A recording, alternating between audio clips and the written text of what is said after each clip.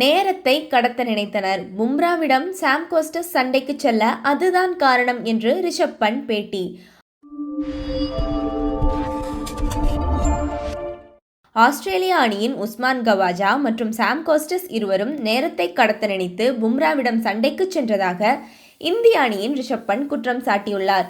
அவர்கள் இருவருக்கும் இடையில் என்ன பேசினார்கள் என்பது தெரியவில்லை என்றாலும் சாம் கோஸ்டஸின் நோக்கம் அதுவாக மட்டுமே இருந்ததாக கூறியுள்ளார். ஆஸ்திரேலிய அணிக்கு எதிரான கடைசி டெஸ்ட் போட்டியில் இந்திய அணி விளையாடி வருகிறது. இந்த போட்டியில் இந்திய அணி முதல் இன்னிங்ஸில் 185 ரன்களுக்கு ஆல் அவுட் ஆன நிலையில் ஆஸ்திரேலிய அணி 9 ரன்களுக்கு ஒரு விக்கெட்டை இழந்து களத்தில் இருக்கிறது. கடைசி நேரத்தில் இந்திய அணியின் கேப்டன் பும்ராவுடன் ஆஸ்திரேலியாவின் இளம் வீரர் சாம் கோஸ்டஸ் மோதலில் ஈடுபட்டார்.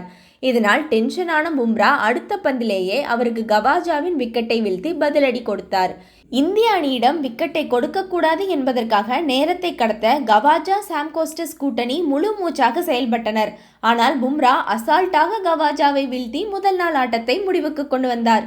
இது குறித்து செய்தியாளர்களை சந்தித்து ரிஷப் பண்ட் பேசுகையில், ரோஹித் சர்மா நீக்கப்பட்டது எமோஷனலான முடிவு. ஏனென்றால் அவரை எப்போதும் ஒரு கேப்டனாகவே பார்த்திருக்கிறோம். ஆனால் சில முடிவுகளில் என்னை போன்றோரால் தலையிட முடியாது. இதற்கு மேல் என்னால் எதுவும் இந்த விவகாரத்தில் பேச முடியாது. எனது பேட்டிங்கை பொறுத்தவரை அதிகளவிலான பந்துகள் உடலில் தாக்கியது. சில நேரங்களில் இந்திய அணிக்காக கூடுதலாக பணியாற்ற வேண்டும். எனது கிரிக்கெட் வாழ்க்கையில் இப்படி உடலில் பந்துகளை அடியாக வாங்கியது இதுதான் முதல் முறை. இதனை பற்றி நான் பெரிதாக கண்டுகொள்ளவில்லை. முதல் இன்னிங்ஸில் 220 ரன்களுக்கு மேல் அடித்திருந்தால் நல்ல ஸ்கோராக இருந்திருக்கும். அதேபோல் கடைசி நேரத்தில் ஆஸ்திரேலிய அணியின் இரு வீரர்களும் நேரத்தை கடத்த நினைத்தனர். இந்திய அணிக்கு கூடுதல் ஓவர்கள் கிடைக்கக்கூடாது என்று நேரத்தை வீணாக்கினார்கள். அதற்காகத்தான் சாம் கோஸ்டஸ் கேப்டன் பும்ராவுடன் மோதினார் என்று கருதுகிறேன். அவர் என்ன சொன்னார் என்பது என் காதில் விழவில்லை. ஆனால் மோதலில் ஈடுபட்டது நேரத்தை வீணாக்குவதற்கு என்பதை மட்டும் உணர்ந்தேன்.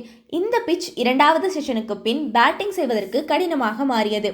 இதேபோல் 2வது நாள் ஆட்டத்திலும் இப்படியே செயல்படும் என்று நினைக்கிறேன். கொஞ்சம் எக்ஸ்ட்ரா பவுன்ஸ் மற்றும் வேகத்திற்கு சாதகமாக உள்ளது என்று தெரிவித்தார்.